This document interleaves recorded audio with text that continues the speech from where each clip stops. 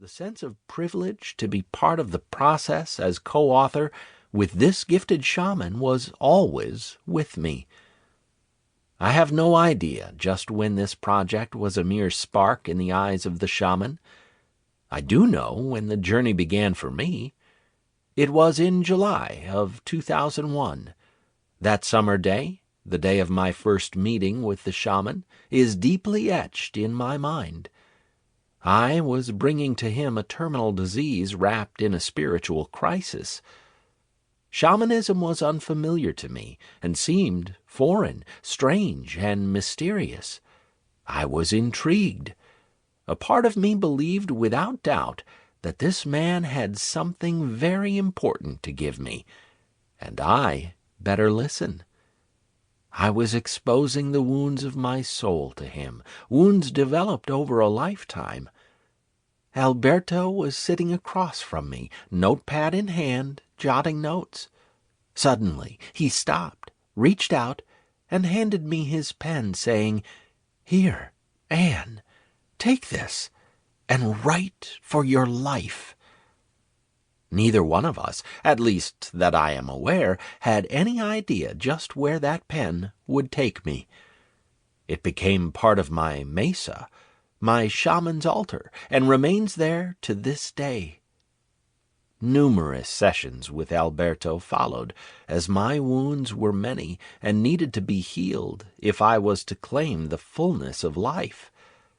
I experienced a wide spectrum of shamanic healing practices, including illuminations, soul retrievals, and extractions, all practices that you will learn about in this book. I also went through the Light Body Energy Medicine School of the Four Winds Society, founded by Alberto, a professional training program that leads to certification in energy medicine and provides a space for personal healing.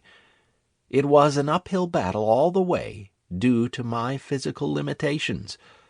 Well, I have come to learn that nothing is purely physical. By the time I graduated, I was dancing around the ceremonial fire. My feet were firmly planted on the shamanic path long before I picked up that pen and began to write the healing journeys of others. It would have been impossible otherwise. Beyond my experience of the shamanic work, I have been a professional writer in Hollywood, working mainly on documentaries. Knowing this, Alberto discussed the possibility of the two of us working together on this project. I went through the usual procedure of creating a book proposal, including sample writings.